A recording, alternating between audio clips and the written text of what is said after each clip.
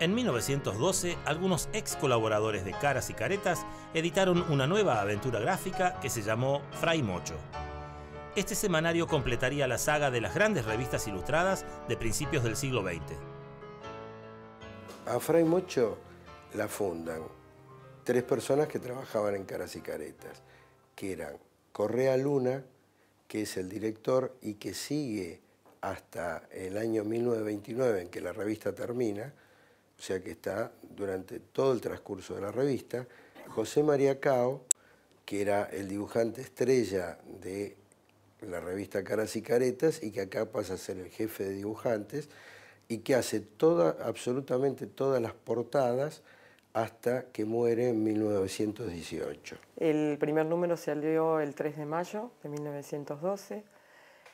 Previo al lanzamiento hubo como un folleto, volante de promoción de 2 páginas, donde se presentaba lo que hoy llamaríamos el logotipo de Fray Mocho, que era una caricatura de este Fray Mocho. Fray Mocho era lo que se considera el primer escritor profesional, que era Álvarez, uno de los directores de Caras y Caretas, que había fallecido en 1903.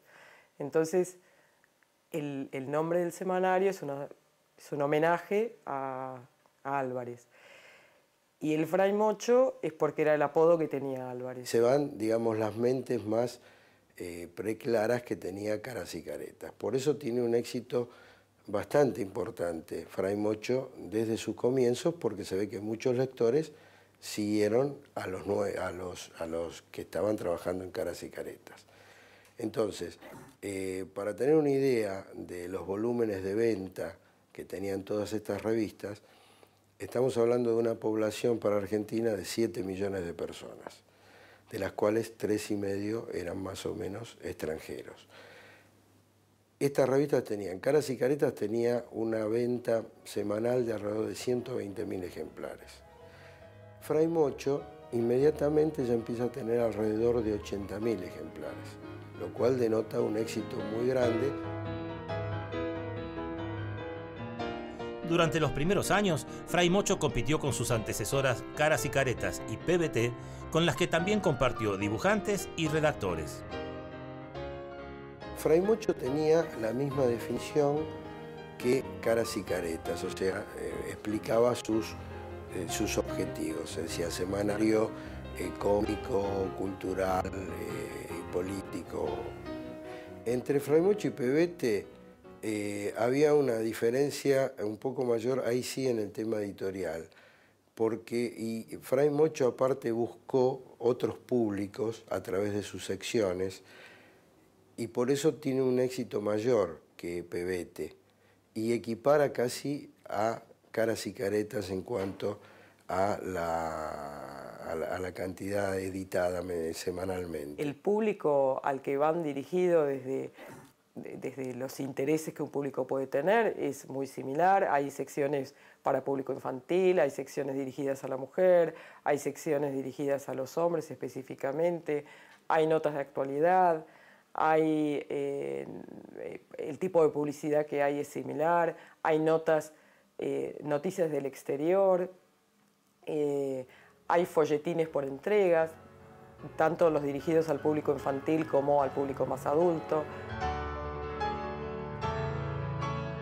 Fray Mocho continuó con la tradición de poner el acento político en las tapas, pero se destacó por la cobertura de noticias internacionales y del mundo cultural.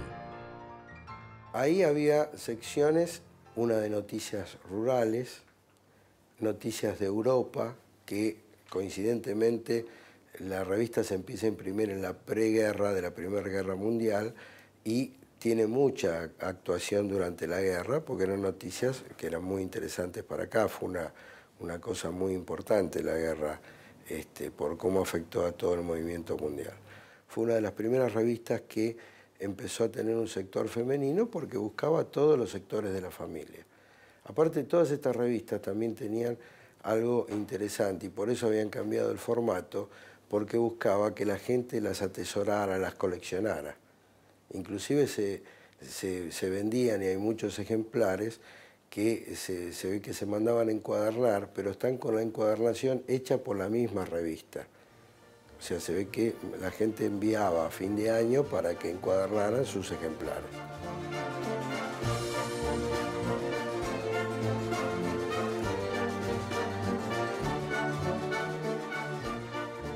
Desde la publicidad también es llamativo porque, por ejemplo, hay una publicidad que aparece en todos los números de Fray Mocho, que es de un jabón que se llama Reuter.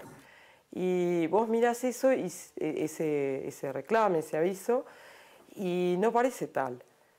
Hay una ilustración donde siempre se ve una mujer bien vestida, en una posición de paseo o de acicalamiento o demás, y hay todo un discurso que sería el copy del aviso que habla de lo que debería ser la mujer, de cuál es su lugar y demás, y muy chiquito y en el mismo cuerpo de letra habla de un jabón, ¿no?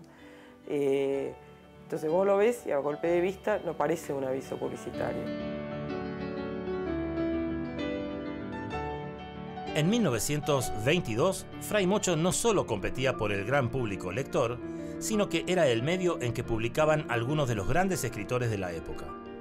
Con este cambio duraría otros 7 años, hasta que en 1929 editó su último número. La publicación está hasta el año 1929. El fuerte donde conserva su espíritu inicial es hasta 1922, 1923. Después se transforma en una revista más cultural, inclusive las tapas, ya por un tema tecnológico, empieza a trabajar la fotografía y se deja la parte de dibujo y de caricaturas, y se le presta más atención a, por ejemplo, a paisajes o a fotografías o inclusive obras pictóricas. Cuando se transforma en una revista más de carácter cultural, intervienen plumas importantes para la época y para las letras argentinas.